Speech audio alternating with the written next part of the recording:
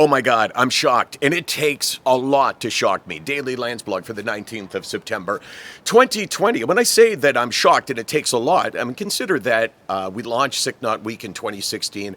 Probably since then, I've given hundreds of speeches. I have spoken to thousands of people on this subject. So I kind of thought that I'd heard it all. I didn't think I know everything, but I thought I'd heard it all. And then yesterday to an insurance company. They don't like to be called brokers, so middlemen and women. That's probably not any better. Mosey and Mosey. They had me give a talk, sort of a town hall, to both their employees and also customers of theirs. And I thought it was a great way to get the message across. And also, they put a poll up on the screen, so I would ask the questions, and they asked me, and I gave them these questions. So this is where the shock is. The question was, how many of you have battled depression or anxiety? Now, this is anonymous, so it's different than the 10% that put up their hands when, you go to speak to a corporation and people are sitting with people that they know. What do you think, Case?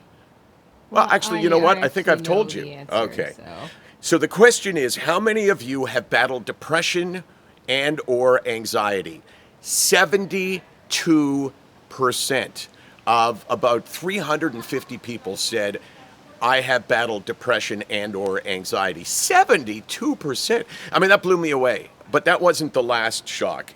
Next question was, and this one was much less of a surprise, how many of you have cared about someone with a mental illness to the point that it affected your life? And the fact that I'm talking like this is not because I don't know how to read or I'm not a professional broadcaster. It's that I don't have my glasses on, okay? So don't judge me on that, please. So how many have been affected by somebody else's mental health? 80%. Now, that's totally in keeping with what I've experienced over the course of going out and speaking and asking people to raise their hands, because you're not talking about yourself, you're talking about somebody else. But here's the massive shock. Let this set in. The question, how many of you have ever had suicidal thoughts, even if you never acted upon them? And I thought we'd get, 10%, 15%. 59% of people that responded, 350 people, say they have had suicidal thoughts.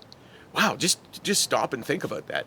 Suicidal thoughts, not something we talk about, still taboo. And yet more than half the people that were listening to me speak had thoughts of suicide. And my point in telling you that is not to depress you. My goal is actually to undepress you, but to make you aware of the fact that it is relevant, that it is an important topic, and that because you think that everything is okay, and because you can't imagine maybe somebody thinking about taking their own life, you may not be able to imagine that, but I'm here to tell you that it does happen, and that it's way more common than you probably think, and certainly that I thought. SickNotWeak.com. 24 hours a day, 425 days a year. Imagine 59% case of people have actually had suicidal thoughts. Does that shock you? Shocking. I gotta get a shot of the dog. Okay. He's so cute. Hey, Riggs. Hi. How are you, buddy? What's going on? Look up here. Riggs. Who's a good boy? Who's a good boy? Oh,